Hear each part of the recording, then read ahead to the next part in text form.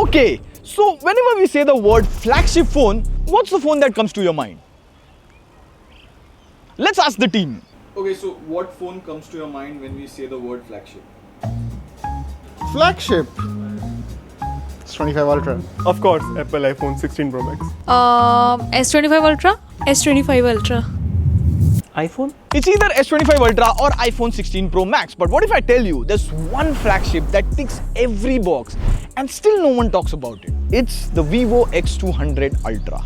And it was recently launched in China, and Vivo might bring the Vivo X200 Pro Mini to India, but the Vivo X200 Ultra is not launching in India. But we still somehow managed to get it from China, and no, we are not here to just unbox it and drool over this phone. We did that yesterday, like, have a look at this. But we are here to test it to its extreme with people's favorite, the iPhone 16 Pro Max and the Galaxy S25 Ultra. So the camera, the performance, the catch. Pratik, TechWiser, let's click and go. But before we begin, you get this rectangular box with a vegan leather texture. Inside, obviously, you get the phone, some paperwork, a 90-watt fast charger, and a Type A to Type C cable. See, brands are planning to launch their slimmest phone without a charger. In fact, battery in the box. Vivo still packages all of this. Now, before we get to the camera of this thing, we are here at a special hidden gem in Delhi for this special video.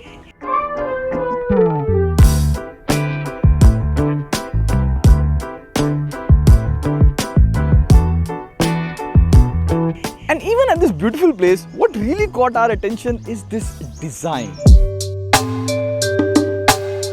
This red or metallic red, like whatever you call it, looks absolutely fantastic and it screams premium in the hands. This color here is not solid red. Like if you tilt the device under the light, there's this shiny effect that goes across the back. The next thing that would grab your attention is this big camera island. Like now you might be thinking, Pratik, what's the big deal here? Even the Vivo X200 Pro had a big camera island, but this right here is really big. If I turn both the phones sideways, the camera island here is huge AF. It looks like a separate camera lens has been attached to the phone. It is so big that I can just hold on to the phone by grabbing the camera ring.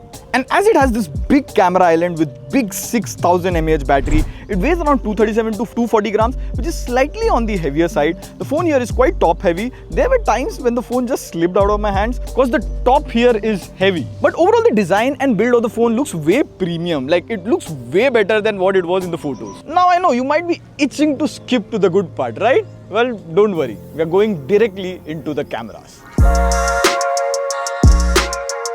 Pratik, aren't we forgetting something?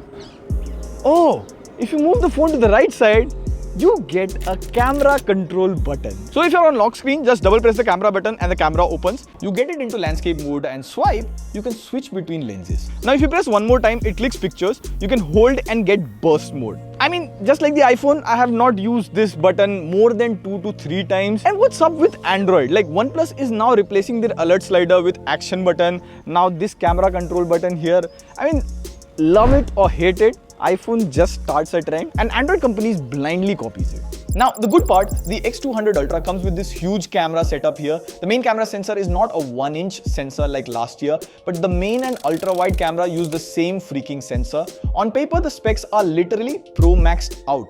And the greatest thing this year is Vivo has doubled down on camera processing, and this year you get 2 dedicated chips just to process camera photos. And the effect shows, see on the viewfinder, the preview that you see is very close to the picture that you will get after processing. The edge detection is one of the best when it comes to any smartphone. Like you can zoom into single hair strands and the shots it takes, it looks like it has come straight out of DSLR. For example, see this picture of a dragonfly, this looks stunning, right? Well, this was the actual distance. Here's another example. This is the picture of the plane I took, and this was the distance. Like this, we took some more fantastic photos. But how does this Ultra perform against people's favorite Pro Max and S25 Ultra? So side by side with the Samsung and iPhone. If you see this picture, all three look good, but the moment you zoom in, you'd see the difference. The S25 Ultra was trying to make my face sharper, but it couldn't. Whereas with the iPhone 16 Pro Max, my face is not sharp at all.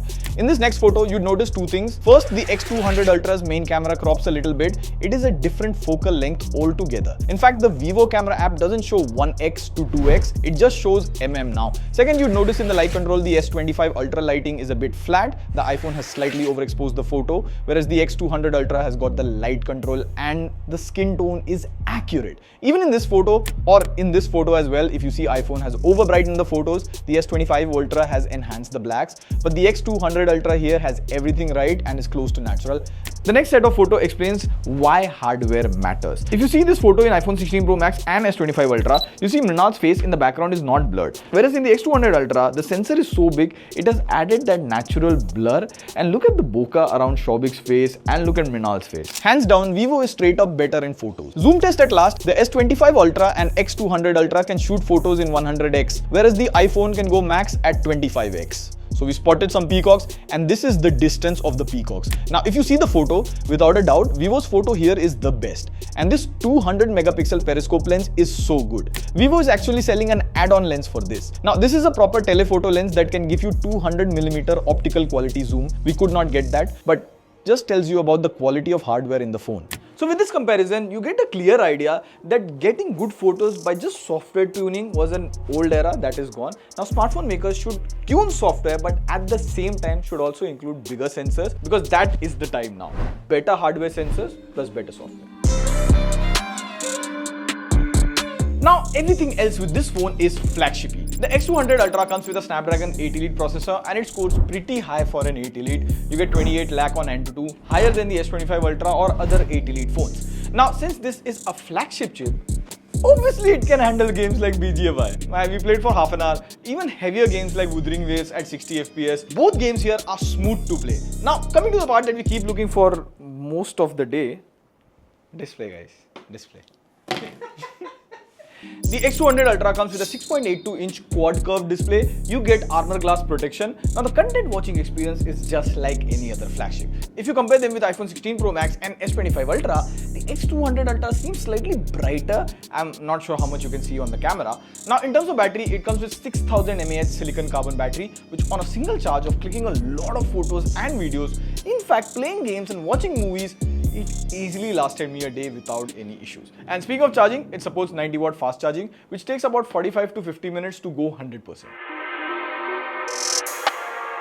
Okay, so what's the conclusion here? Like, what can we understand after using the Vivo X200 Ultra? See, here's the thing. Brands like Apple and Samsung, well, they did a good innovation in their flagships, like processing photos to making them look better, making ecosystem features and other utility features. And now the problem is, the user base is the highest, which is a good thing, but that is slowing down the speed of innovations and changes. Like iPhone 16 Pro Max just has to be better than iPhone 15 Pro Max. That's it. And Apple knows that an iPhone 15 Pro user is not switching to iPhone 16 Pro. Whereas with phones like Xiaomi, Vivo, they're competing to make a better phone than all of the competition. You get faster charging speeds, increasing battery size without making phones heavier, or making buttery smooth software like the Oxygen OS 15. They're starting to deliver on what an actual flagship means, better than everyone else. Now obviously in Indian pricing, the Vivo X200 Ultra would cross 1 lakh rupees. And as an Indian, I would experiment with 1 lakh rupees and choose a safer brand like Samsung or Apple. But you know, this thing has to break. I feel Vivo is making very solid flagships for the past 2 years and they deserve some love in the flagship space from India. Like in the top 10 Indian smartphone market, Vivo has been the front bencher for like 3 quarters now. A lot of this has to do with their solid offline presence, but flagships, I want people to show more interest in Vivo flagships. So let us know, do you agree with our take or do you have a different take than this? The comment section is all yours. We'll be reading all of them for the next couple of hours. On that note, this is signing off. See you in the next video. Pew, pew, pew, or